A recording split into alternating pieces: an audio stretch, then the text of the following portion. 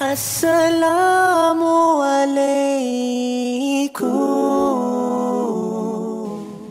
Draga braćo i cijenjeni džemat, dozvolite mi da u današnjoj hudbi skrenem pažnju na jednu veoma veliku obavezu svih nas, a to je obaveza obrazovanja i odgoja djeci.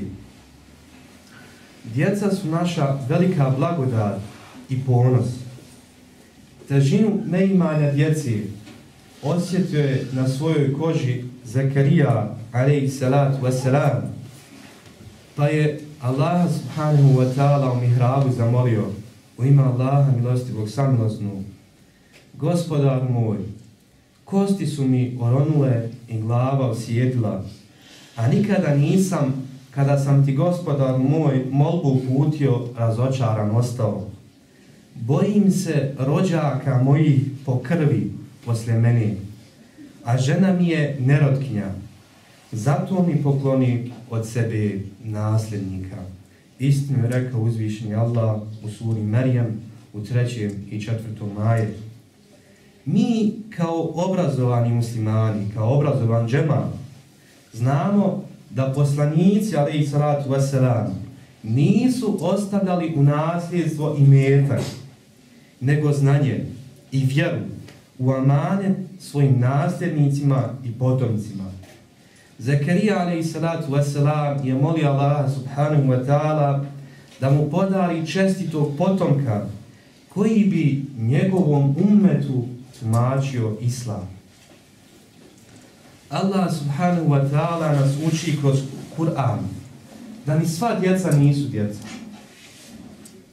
Allah nas uči da ni sva djeca nisu djeca. U suri Kehf, koju učimo svakog petka, učimo i ajet u kojem uzvišeni Allah kaže u ime Allaha milostivog samilosnog: sinovi i imanja su ukrasi u životu na ovom svijetu. Ovdje Allah subhanahu wa ta'ala spominje djecu, sinove kao ukras. A u suri Tagabun, u 14. i 15. ajetu, Allah subhanahu wa ta'ala spominje djecu na drugačiji način. Pa kaže Allah u ime Allaha milostivog samilosnog: o vjernici, među ženama vašim i djecom vašom doista imate neprijatelja, pa ih se pričuvajte. A ako preko toga prijeđete i opravdanje prihvatite i oprostite, pa i Allah je milostiv i prašta. Imanja vaša i djeca vaša samo su iskušenje, o Allahe je nagrada velika. Istinu je rekao uzvišeni Allah u suri Tagabun u 14. i 15. ajetu.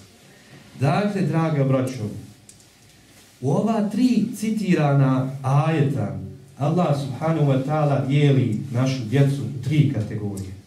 Prva su ona koji su ukras, druga su oni koji su naši neprijatelji i treća su oni koji su iskušenje. I sira Allahu i poslanika sallallahu alejhi ve sellem imamo primjer za svaki od njih. Ukras. Davud alejhi selam je bio ukras Sulejmana alejhi selam, bio dika, nego ponos. Neprijatelj. Sin Nuh alejhi selama je bio neprijatelj Nuh alejhi salatu vesselam, pa je volio više svoje ahbabe, prijatelje, nego svog babu. Pa je rekao: odo ja, babo, sa njima na brdo. I to je jedna od najvećih greški koje današnja djeca pravi. Kad misli da njihovi jarani i prijatelji sa PlayStationa, sa fudbala i škole misle da bolje znaju od babi od mami. I treća kategorija su djeca iskušenja. Svi znamo kako je Ismail alejhi selam bio iskušenje za Ibrahima alejhi selam, ili kako je Jusuf alejhi selam bio iskušenje za Jakuba alejhi selam. Pa se hvala Allahu i oba roditelja i oboje djece položili svoj test kod Allaha subhanahu wa ta'ala. Nema ništa ljepše i dragocjenije od zdrave, obrazovane i odgojene djece. Svi će ovo priznati. ali samo će mali broj roditelja bdjeti nad svojom djecom kao na najvećom dragocijenošću. Teško je shvatiti roditelje koji misle da su odužili svoj dug prema svome djetetu ako mu kupe iPhone 6, PlayStation 3 ili BMW, a zanemare odgoj i obrazovanje. Naša djeca su već krenula u škole. Opremili smo ih onako kako smo mogli. Na njima je da vrijedno uči, a na nama je da ih pratimo, da ih pomažemo i da ih bodrimo. U školi će naučiti, ili bi trebala da nauči, ono što će im trebati u njihovom životu. Neko od njih će postati doktor, neko od njih će postati učitelj, neko će od njih postati zanatlija ove ili one vrste. Ma šta bili, važno je da budu dobri u onome šta postanu, kako bili od koristi i sebi i drugima i nama kao džematu. To se zove obrazovanje. Međutim, postavlja se pitanje u toj sferi obrazovanja šta je sa odgojem. Učitelji i profesori u školama održe čas u trajanju od 45 minuta, održe jednu lekciju i oni odoše iz učionice.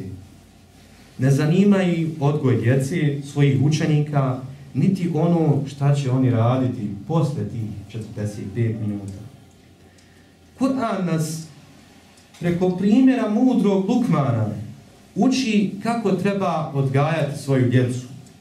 Izdvojit ću, ako Bog da današnjoj hudbi, nekoliko primjera koje je Lukman savjetovao svoga sina, koje Allah subhanahu wa ta'ala bilježi u suri Lukman. Pa kaže Allah subhanahu wa ta'ala: "U ime Allaha milostivog samilosnog, o sinko moj, ne smatraj druge bogove Allahu ravnim, mnogoboštvo je zaista velika nepravda." Sura Lukman 13. ajet. U drugom ajetu Allah subhanahu wa ta'ala navodi riječi Lukmana pa kaže u ime Allaha milostivog samilosnog: "O sinko moj, dobro ili zlo, koliko zrno gorušice bilo u stijeni ili na nebesima ili u zemlji, Allah će na vidjelo iznijeti, jer Allah zna najskrivenije stvari, on je sveznajući. O sinko moj, obavljaj namaz i traži da se čine dobra djela, a odvraćaj od hrđavi i strpljivo podnosi ono što te zadesi. Dužnost je tako postupati. I iz oholosti ne okreći od ljudi svoje lice i ne idi zemljom nadmeno, jer Allah ne voli ni gordog ni hvalisavog. U hodu budi odmjeren, a u govoru nemoj biti grlat. Zaista je najneprijatniji glas revanje magarca." Istinu je rekao uzvišeni Allah u suri Lukman u 16., 17., 18. i 19. ajetu.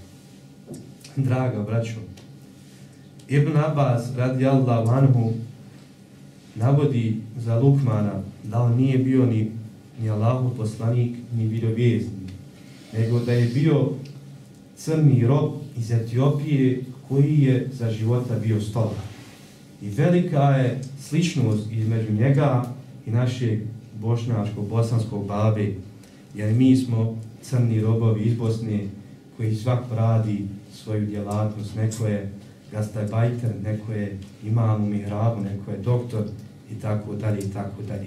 Ali ovu lekciju moramo naučiti iz primjera Lukmana a.s.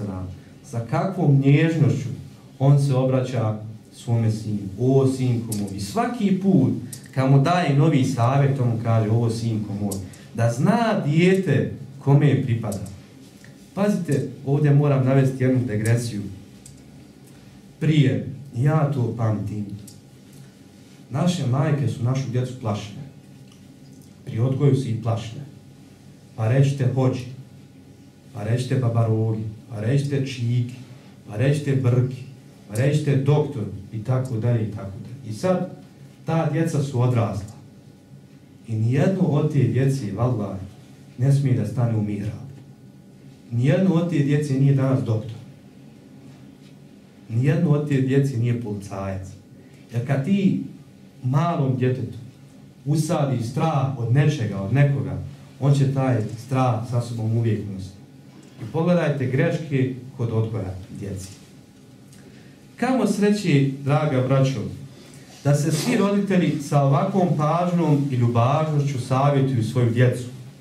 Teško je shvatiti roditelje koji misle da će njihova djeca sama od sebe, bez njihovog truda i rada i odricanja, postati i izrasti u ono što roditelji žele, da budu njihov ponos i da budu njihova dika.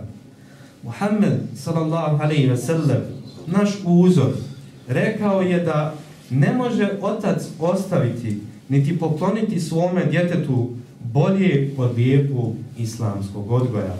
Ovaj hadis bilježi imam Tirmizi. Ko će naučiti našu djecu da budu odgojeni i da budu ljudi?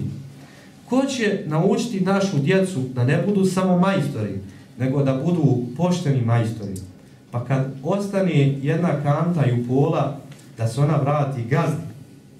Ko će naučiti našu djecu da budu odgovorna, povjerljiva, časna, iskrena, ljubazna, bogobojazna? Ko će naučiti našu djecu jednom riječju da budu moralni? Današnji sistem obrazovanja, čini se, ne ostavlja dovoljno prostora prosvjetnim radnicima da poklanjaju dovoljno pažnje ovim pitanjima.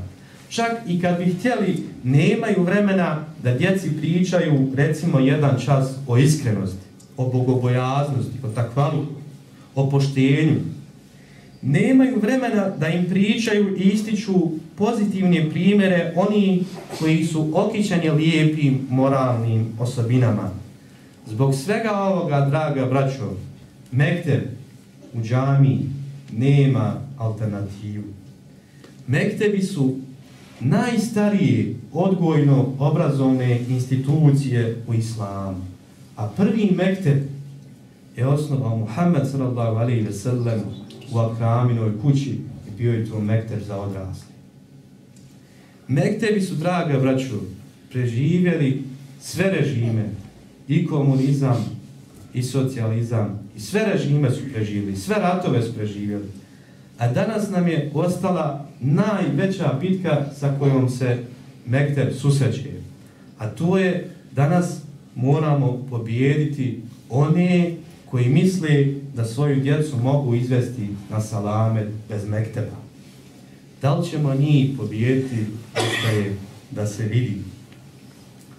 Draga braću, želio bih samo da spomenem jedan slučaj sa kojim sam se susreo dok sam bio sada u Bosni. Jednog petka stao mi jedan čovjek da me povezi na džumu. I povezao me na džumu. Ja sam pomislio u tom trenutku, mašta, fin, lijep brat musliman. I otišli mi na džumu i vratili se i sretnem ja njega posle toga, jer ga nikad ni prije toga ni posle toga nisam vidio u džami. Sretim ga, on pije. Nije mi jasno. Prošlo opet izvjesno vrijeme, stane mi taj isti čovjek da me vozi u džami na džumu. Ja opet sjedim sa njim.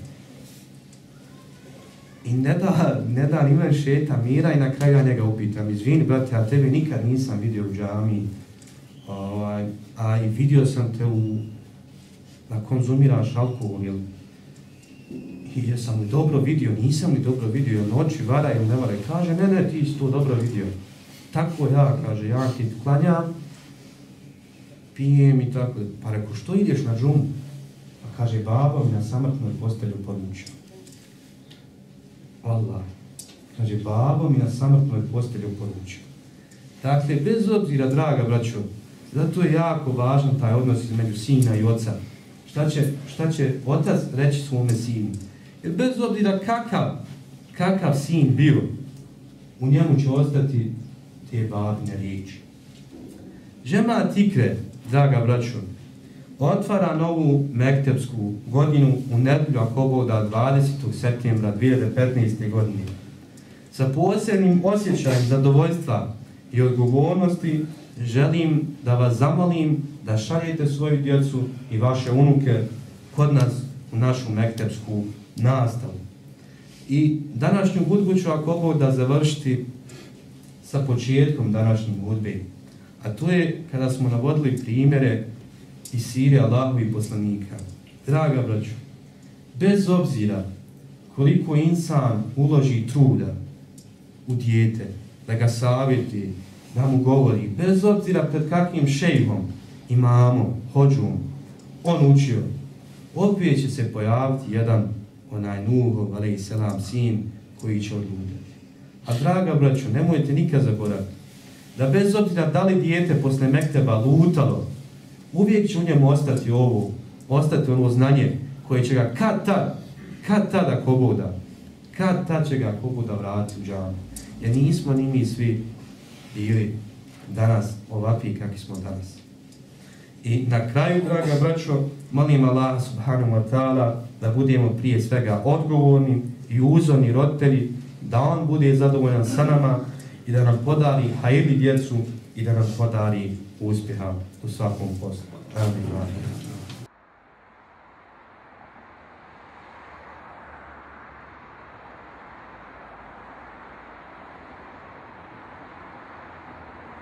Assalamu alaikum.